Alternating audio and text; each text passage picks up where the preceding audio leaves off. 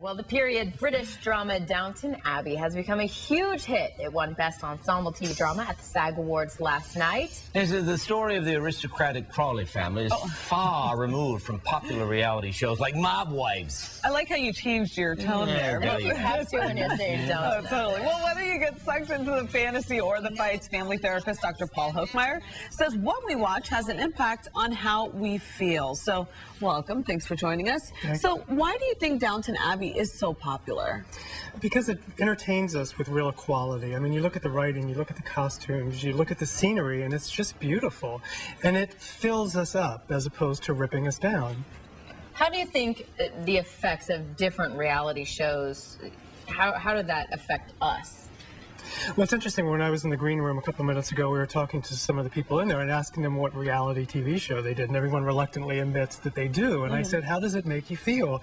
And the woman said, well, it fills me up with a lot of anxiety, and I have to turn it off halfway through. So I think that a lot of reality television, not all, can be insulting to us, and particularly in terms of women and in terms of portraying women as these angry, narcissistic people, which they're not.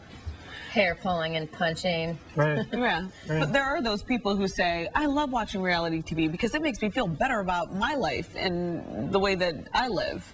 Right, and then I have to ask them too, if you need to build yourself up by breaking somebody down, that's not a real healthy way to go about building up your self-esteem. We want to build self-esteem by doing esteemable acts, and part of it is having quality and integrity in your life, and I think that's what some of these period dramas show us. Well, that's why as a redneck, I'm happy that Honey Boo Boo is here. I want to ask you a question. I'm going to go off script now. What about a show like Hoarders? Hoarders is reality TV. Right. It's very gritty. It's very real. But again, it's your industry. Well, it's psychologists. It's psychotherapists. Right. What about a show like that that is in a way educational as well? One of the things that I talk about with the families that I work with is teachable moments. And so if you can have a teachable moment in a TV show, well, for Hoarders, for instance, it reveals a part of our personality that many people suffer from and that we can identify with, and that we can take something of substance and value away from it, and we leave more enriched than when we entered the show. I mean, it's also vicarious too, because you say, at least I'm not that guy, at least I'm not that woman. Well, right, there's that association there where, you know, don't you think that that's a good thing? Well, I do, and what I think about what's important about those shows, it shows the humanity in the people, and it shows these people as suffering, and it paints them as real people, which they are. And typically, when we're dealing with psychological issues, we tend to what we call pathologize people, and people get defined by their illness and their pathology. And what we really need to do is look at the human beings who are living with that pathology. And those shows do that in a very effective way, I think. Dr. Paul, I found it interesting that you compared reality TV to binge eating, and actually Downton Abbey to a more healthier diet. What do you mean by that? Well, I think that some of the reality shows fill us up like cheese puffs and cotton candy, right? So when we're doing it, empty calories. Empty calories. But they're so good. But they're so good. I like cheese puffs are great. Yeah. Right. So there's something that's very seductive about it, and that we want more and more of it. And it feels great when we're in it, but then after we're done with it, we're like, oh, I feel so great. And my response to a lot of reality TV shows, I have a pit in my stomach. I'm like, oh, my stomach lurches when I see these women just go at each other. It doesn't make me feel good. And shows like Downton Abbey, which show the human experience in its full depth and breadth. So you have issues like love and rejection.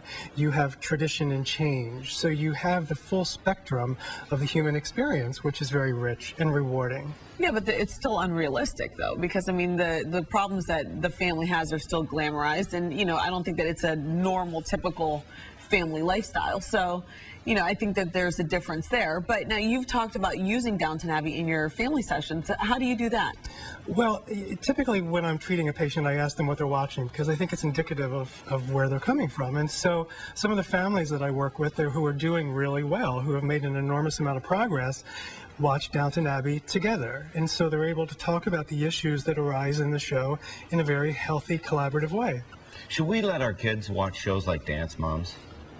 See, I see a show like Dance Moms, and I see girls watching it. You talk about teachable moments. I think those shows are ripe with them, but I think the kids are watching them by themselves, and the behavior that I see between the kids and the parents, it scares me. Absolutely. Your takeaway from that show and your daughter's takeaway from that show Totally different. are totally different. So it becomes really dangerous to have that show kind of hanging out there. What do you think? Well, I think that, again, TV is a wonderful medium to have teachable moments. So it's important for you to watch television with your daughter and talk about the issues that come up in a way that honors her position with it, find out where she is with it, find out what her perception is, and then talk to her about that perception and make sure that you can calibrate it in a way that's healthy and moving her life forward in a healthy way.